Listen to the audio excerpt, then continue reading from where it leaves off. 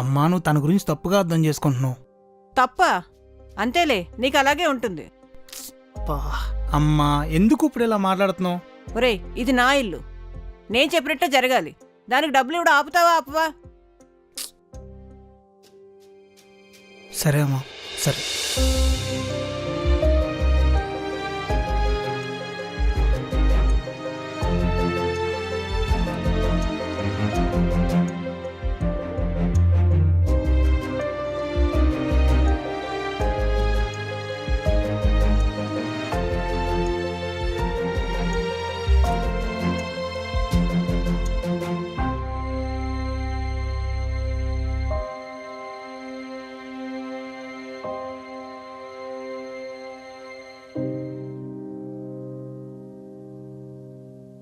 ఎక్కడికి వెళ్తున్నావు? నేను ఇంట్లోంచి వెళ్ళిపోతున్నాను. అదేంటి, ఎందుకు? నీకు తెలీదా? అమ్మ అనేది పట్టించుకుంటావా? నా కోసం కొంచెం అడ్జస్ట్ అవ్వచ్చుగా ప్లీజ్. లైఫ్లో అడ్జస్ట్మెంట్ ఉండొచ్చు కానీ లైఫ్ అడ్జస్ట్మెంట్ అవ్వకూడదు. సరే, అమ్మతో నేను ఒకసారి మాట్లాడతా. నువ్వు మాట్లాడినా ఏం ఉపయోగం ఉండదులే. శ్వేత, శ్వేత. చా.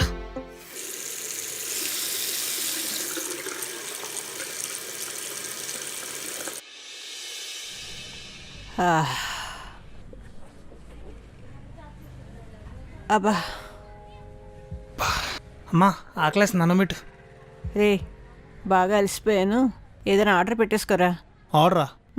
బయట తిందా మంచిది కాదు, నువ్వేదో ఒకటి చెయ్యి.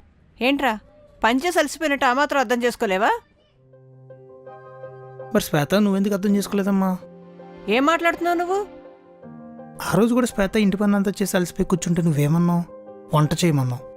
అప్పుడు శ్వేత కష్టం నువ్వు కూడా అర్థం చేసుకుని సాయం చేయొచ్చు కదా. అంటే ఆ రోజు తనకు హెల్ప్ చేయలేదని ఈ రోజు నా మీద పగ తీర్చుకుంటున్నావా? పగ తీర్చుకోవడం కాదమ్మా, నీ బిహేవియర్ నీకు అర్థం అవ్వాలని చెప్పేలా చేశా. ఉద్యోగానికి వెళ్ళొద్దన్నావు, బయటికి వెళ్ళనివ్వలేదు, ఇంట్లోనే గొడ్డి చాకరీ చేయొచ్చావు, పైగా నాకే వచ్చి చెప్పు తనకు డబ్బులు ఇవ్వద్దని చెప్పి. తన ఆత్మగౌరవాన్ని పూర్తిగా దెబ్బతీసావమ్మా. ప్రతి అమ్మాయి జాబ్ చేయాలి, తన కాల్ మీద తను నిలబడాలి, ఇండిపెండెంట్గా ఉన్నంత మాత్రమే నేను డామినేట్ చేసినట్టు కదమ్మా. ప్రతి అమ్మాయి అలా ఉండదు, ఇప్పటికైనా అర్థం చేసుకో.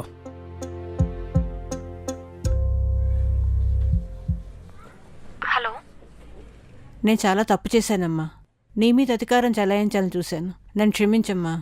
నీకు నేను ఎలా సారీ చెప్పాలో తెలియడం లేదమ్మా. అయ్యో అదేంటత్తయ్యా? లేదమ్మా, నేను ఈ విషయంలో చాలా తప్పు చేశాను, నీ మీద అధికారం చెలాయించాలని చూశాను, నన్ను క్షమించమ్మా. అస్సలు క్షమించను. ఆ? మీరు పెద్దవారయ్యుండి నన్ను ఇలా క్షమించమని అడిగితే నేను అస్సలు ఒప్పుకోను. అయిందేదో అయిపోయింది, ఇక నుండి హ్యాపీగా ఉందాం అంతే. అలాగే అమ్మా, తొందరగా వచ్చేయి. ఇప్పుడే వచ్చేస్తా.